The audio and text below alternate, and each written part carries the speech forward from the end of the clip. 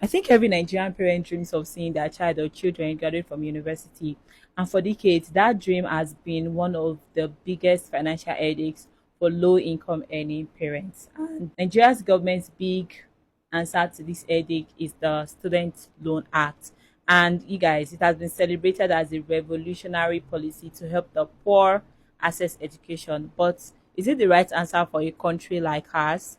To find out, we need to compare it to what might be the best and most successful student loan system in the entire world. Hi, my name is Olufolake, and welcome to day 26 of 30 Days of Policy, a Swiss where I help you make sense of policy. Today kicks off our 4-day case study finale, and we are starting with the policy that will shape the future of our youth. Let's get cracking. First, let's look at our own policy. The Student Loan Access to Higher Education Repeal and Reenact Act of 2024, which created the Nigerian Education Loan Fund, NEL Fund, is the government's flagship program, and the aim is to provide loans to Nigerian students to cover their tuition fees and upkeep. And guys, this is funded by an education levy of 1% on the profits of all companies in Nigeria, which means that the money itself is not directly coming from the government, right? However, the major blind spot is not the loan itself, but the repayment plan in the context of our economy. The law requires that every graduate who takes the loan, every student who takes the loan, requires them to start repaying 2 years after completing their NYSC service. Now, let's put that next to the data. According to the National Bureau of Statistics (NBS) in its Q2 2024 report, it states that Nigeria's youth unemployment rate for ages 15 to 24 is 6.2%.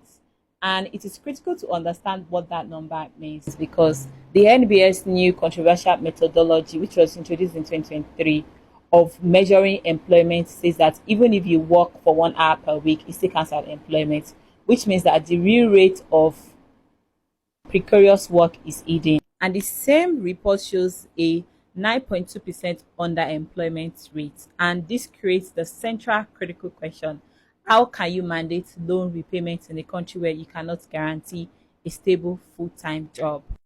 Now, let's travel across the world to Australia. Their system, which is called XHELP, is considered to be the global gold standard. And it has one key feature: the income contingent repayments. And this is the crucial difference because in Australia, you only start repaying your loan when your income reaches a certain level. I think as of July 2025, that threshold was raised to 67,000 Australian dollars, which means that if you earn less than that, you pay nothing. No job, no repayment. Now, let us be intellectually honest. That loan for Australian government is not totally free. While it has no commercial interest, the total outstanding debt is adjusted each year to keep its value, which means that the system is also built to be fair even during high inflation.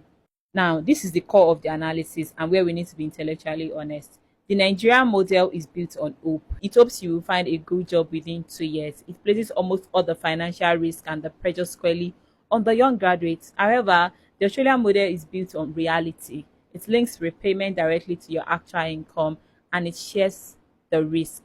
So, by linking repayment to income, the Australian government's financial success is tied directly to the success of its graduates. The government and the universities only get their money back if the economy and the education system produce graduates who can actually find good paying jobs. It is smart, sustainable, and self-correcting. The Nigerian system asks, did you graduate?